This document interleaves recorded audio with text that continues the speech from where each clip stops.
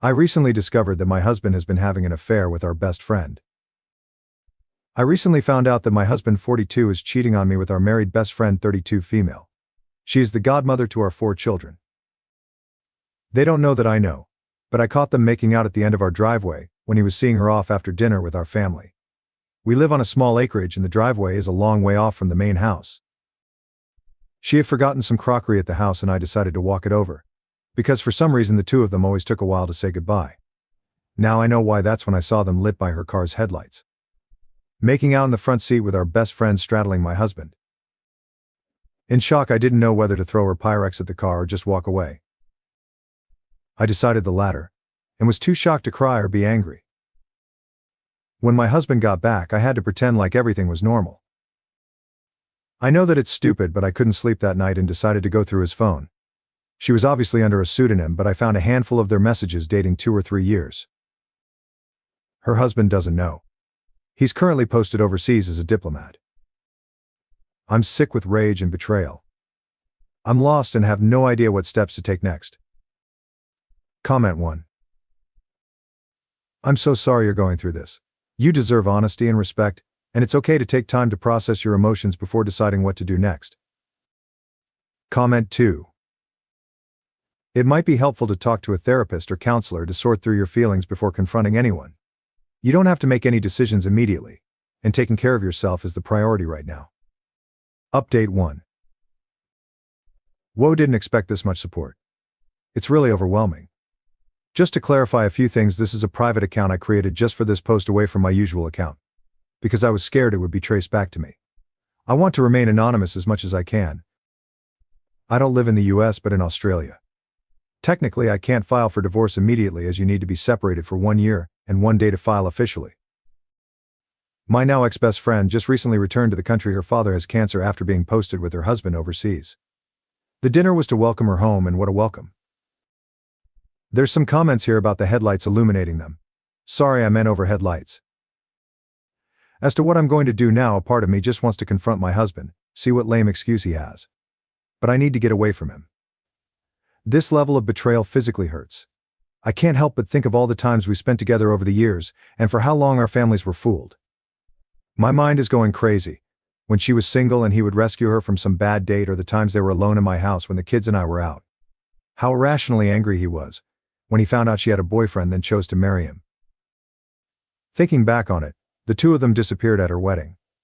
When I asked him where he was, he said he needed to reassure her that she had done the right thing. I feel so sick thinking of these things. Update 2. Thank you everyone for your concern and advice. As of tomorrow, my husband is out of town. I've tried really hard to act normal around my now ex-best friend, but it's proving difficult and I feel sick. I have been telling both of them that I've caught some terrible bug and just not feeling myself.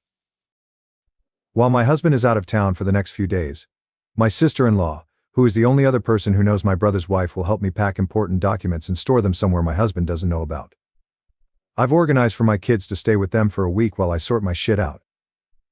I've spoken to a family lawyer, and they have told me that the best way to start the separation procedure is to no longer be living under the same roof. I'm fortunate in that most of our assets are also in my name, and the land our house is on was gifted to us by my parents. I'm planning to kick him out after his trip. But before that, I want to catch them both in the act again. Have some hard proof, send it to the ex-friend's husband, and get the ball rolling for moving on with my life. I'll update with what happens after the confrontation. Final update. My husband came home 2 nights ago from his trip. While he was gone, I had organized a lot of the important documents, e.g., financial, birth certificates, passports, anything that he could potentially use to try and get more than what he deserves. They are now safely stored, and my kids have been staying with their aunt and uncle for the past few days. I had packed all my husband's things, and he has been really good at keeping his tracks clean because there was no evidence of his affair within his stuff. I placed all his belongings in the garage ready for the confrontation with him. I was super nervous because I wasn't sure if I was making the right decision. Once he came home and I remembered seeing him kissing our best friend, I remembered the deep hurt they had caused. I was in our kitchen when he came home, and he knew straight away something was wrong. During that week I had been distant, and had barely answered his texts and screened his calls. I did answer every now and again, and gave the kids a chance to speak to their dad.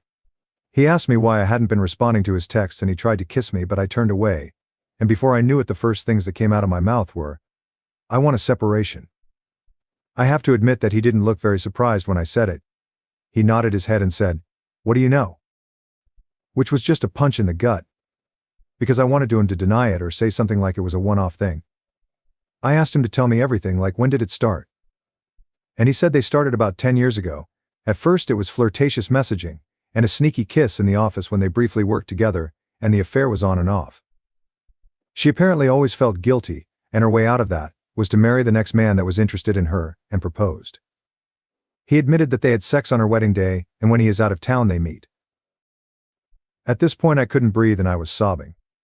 I hated that the next words out of my mouth was, "Did you even ever love me?" He hesitated and said yes of course, but he was never in love with me the way he was with her. I cleared my throat, and had said to him that he should tell her husband there is no point hiding it anymore. I told him that all his stuff was in the garage and he can find somewhere else to stay. I let him know that I have spoken to a family lawyer and I told him that when I feel ready, and only when I feel ready will we see each other again and talk about the future arrangement with the kids. I said any further communication can be done through my sister-in-law, or my brother. I said, he is allowed to see the kids but only at their place. I am of course wanting full custody of the children, because it hurts too much to give him anything at this point. He agreed to all my points because he knew he was in the wrong. He tried to say sorry, and then I absolutely lost my shit and screamed, "No fucking no way are you sorry. For 10 fucking years you have both deceived everyone we know.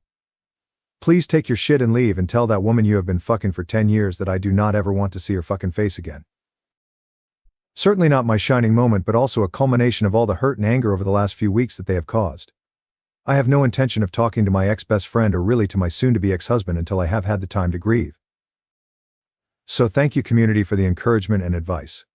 Hope I can heal and move on from this. Update 3. Thank you everyone who has been messaging over the last year to see how I'm going and asking for an update. Scroll below for the full story. It's been a crazy, painful year. But our divorce has been finalized. And I'm free. My ex-husband and my ex-best friend, as no surprise, are now in an actual relationship after the ex-best friend's husband found out about the affair. He divorced her, and since then we have met up for coffee to check in on each other and our mental health. He's been great, sending encouraging messages, and he lives overseas and from his Facebook updates has started dating again. So I'm very happy for him. The legal and custody battles had been fairly stressful, but the ex-husband agreed to all my terms. The custody of the children was the only thing he really fought for. I have custody of the kids and he sees them on the weekends. The kids, including myself, have all been going to therapy separately. My ex-husband wants to see them more, and during school break the kids have the choice to stay with him, or me. They have been good about it, and stay with him for a week or so and then back to their mummy.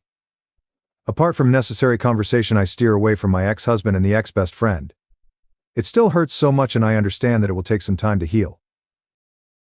But I am letting go, because I don't want them to have that level of influence over my life. I decided to sell the property we were living in and move closer to family and friends because, as you know, it takes a village. And I have been extremely grateful for the support I have received over the last year. I'm tearing up just as I'm writing this, knowing that I couldn't go through all of this without my loved ones. And for myself, I am happy overall, still a work in progress but grateful for life. The kids and myself have been enjoying life, and when we have the time and the money, try and take little trips here and there, so the traumatic events of the divorce doesn't linger and can be replaced by good memories. Memories where they spent road trips and adventures with their mom. Now, for the next story. Women at my workplace made a list of the most attractive guys and excluded me from it. So here's the deal. I 21 work at a store part-time while I'm attending classes. There are a total of 21 of us who work at this store, 13 girls, 8 guys, and we're all around the same age. We have a pretty good working atmosphere. No open hostility so far I know, and everyone gets along well, and jokes around with everyone. Though I will say, the guys and girls do tend to stick together more. As for me, I'm fairly well liked by everyone. I try and be pleasant to everyone I work with, because who needs an asshole coworker? Unfortunately, here's where things go bad. One of the guys who work as Chris 23M is dating one of the girls in the store, Ashley 21F. Chris was apparently basing on her phone when he came across the girls' group chat. He said it was mostly girl talk, but he found a list ranking all of the guys in the store by their hotness. He had a laugh about it, and screenshotted it to send to our group chat. Everyone saw it and had a laugh at the rankings. The guy at the top, Chad 22M, kept sending crown emojis. Then everyone noticed I wasn't there. I didn't look at the chat till later since I was with my parents at the time, and had it on mute. When I saw I wasn't on the list, it was like I was slapped across the face. And the worst part of this? The list was out of 10, and they included the 3 delivery guys who drop off stuff and some of the girls flirt with. This crushed me, in a way I don't think I've ever been crushed before. It's like, damn, I'm that much of a hideous monster that I'm not worthy of being ranked. I spent the rest of my day being miserable, and not talking to anyone. When I wasn't responding to the chat, the guys all tried to hit me up individually. But I didn't respond. I looked into the chat, and the guys were starting to be pissed on my behalf, which I definitely didn't want. I decided to call in sick the next day, and when I didn't show up, apparently it all came out into the open. The girls at the store started messaging me, apologizing to me, and making all kinds of excuses. Quite frankly, I didn't care. I decided to face the music the next day and suck it up at work. When I walked into work, the atmosphere was a lot more tense than it usually was. Becky 23F, who is the assistant manager and was on the group chat, pulled me to the side and asked if we could talk. I said okay. She apologized on behalf of everyone in the chat and said that the list was not serious. It was girl talk and not meant to be seen outside the chat. She said that everyone, especially the women at the store, like me for far more valuable things than simply how I look, and that if it were a list of nicest guys in the store, I'd be one. I couldn't help but feel like this was damage control and being friend-zoned all in one motion. I said thank you. But I'm past it, and I don't want anyone's pity, and I went about my day. Of course, I did end up getting that pity with a lot of the guys coming over to talk to me and some of the girls as well. I got so fed up I went to the manager and asked to go home early. She agreed because she kinda knew what was going on. This was all about 5 days ago, and since then everyone at the store has been trying to get me to talk. But I haven't gone back. I don't want pity and I don't want sympathy. If they think I'm ugly, then fine, but don't try and justify it or make me feel better about it. The reason I'm here is because I need advice on how to navigate the situation at my job and with my friends. How do I tell everyone to basically leave me alone and not pity me? Because honestly, I'm leaning towards just quitting. Edit. Hey everyone, I'm reading your comments and I thank everyone for their input. The tough love and all. I just wanted to pop in here and say one thing. I didn't feel entitled to them thinking I was hot. I don't feel entitled to sex or whatever from them. I'm not a nice guy or an incel. The reason I was upset is because them leaving me off the list for relative strangers felt pretty cruel and messed up. I don't know how to describe it. Like, I guess it sucks I'm not attractive to them, but being left off entirely felt like a step too far. Comment 1. It's completely understandable to feel hurt, but try to recognize that this situation is more about their thoughtlessness than anything about your worth. Setting boundaries with your coworkers might help you feel more comfortable moving forward. Comment 2. It might help to be upfront with them and calmly express how their actions affected you, so they can understand your feelings without having to keep making it a big deal. You deserve respect, not pity. Update. Hey everyone, I'm back and boy do I have an update for you. I can't believe this situation exploded so much. There was a fight, arrests, and I think someone might be getting divorced. Okay, not really. People wanted to know how I was doing, so I decided I'd just make an update. I just wanted to clear up a few things. First, I didn't care necessarily if they found me ugly or whatever. I just felt like being left off the list was a deliberate slap in the face. I didn't, or don't feel entitled to anything. Next, the manager of the store, Barb, was not involved in the group chat in any way. She's a 38-year-old married woman with 2 kids who is far too busy trying to get us to stop smoking weed behind the store on our breaks. What I meant to say is that she was made aware of the situation after it was brought to her attention. Third, I wasn't aware of the list right away. I was with my parents and wasn't paying attention to the chat. Now, after reading the comments on the first thread, I decided that while I could be upset that I was deemed unattractive, I probably shouldn't care as much I did. I kinda wanted to discover why not being on the list hurt me so much, so I took my sister's advice and will be seeking a therapist. Funny enough, my grandpa has a saying that came to mind when reading the comments in the first thread. Whenever my dad or his brothers and sisters would be upset about something, my grandpa would tell them I didn't get wounded in the Drang Valley so you could sit there and cry about X. The X could be anything. The point is, he was telling them to toughen up. It became a joke among my aunts and uncles that passed down to my cousins. So I could hear my grandpa telling me in head, I didn't get wounded in the IAA Drang Valley so you could sit there and cry about some girls thinking you're ugly. And that got me up a bit. I was still feeling kinda shitty. But I decided to put on a brave face and tell my manager I'd come into work the next day after posting the thread. As soon as I walked in, the manager took me to her office and said the owner of the store wanted to see me. I wasn't really worried since I had a good relationship with Carl, who was the owner. Carl told me he heard about the story and he was sorry about everything. He said the list was childish and unprofessional and he was sorry I had to take time off to deal with it. He said the girls all got a strong reprimand and a stern warning that this wouldn't be tolerated in the future. He also suspended Becky, because he said she should have not been in the chat to begin with, and if she was, she should stop the list stuff. He also emphasized that he told everyone that he hadn't talked to me yet, and that he wasn't punishing anyone because I asked for it. He also said he'd pay me for the shifts I missed as a bit of compensation for the mental distress. I thanked him and told him I was over it pretty much right away. I just hated having everyone think I needed coddling and wanted everything to cool down. With that we shook hands and I started my day. Everyone welcomed me back and I said hey to everyone. I went to my locker and found a letter slipped inside. It was a handwritten letter from all the girls. I'll summarize here because the list was long. They apologized profusely for the chat and the list. They said that nothing was going to make it right, or make me believe them, but they wanted to say once again the list was non-serious and meant to be some stupid fun. And no one was meant to see it. They said that they all loved me individually, that I was a good person and that makes me more attractive than most people who are considered hot. Interestingly, they said I was considered cute. Okay then LOL.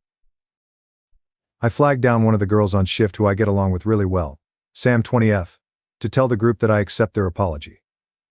I told her to tell them that I got over it pretty much right away, that I just took time off because I wanted the situation to die down and that I didn't take anything personally. Also I told her that I'm sorry that anyone got in trouble.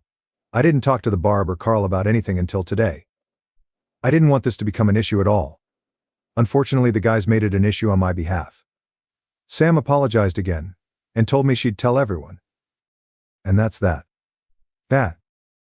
Sorry if this was not the explosive post you all were looking for. I just wanted to get this situation resolved as soon as possible and put behind me so that I and everyone else can move on. I am thinking about not returning next semester, however. So thanks all. I appreciate your comments and helping me get through this little episode in my life.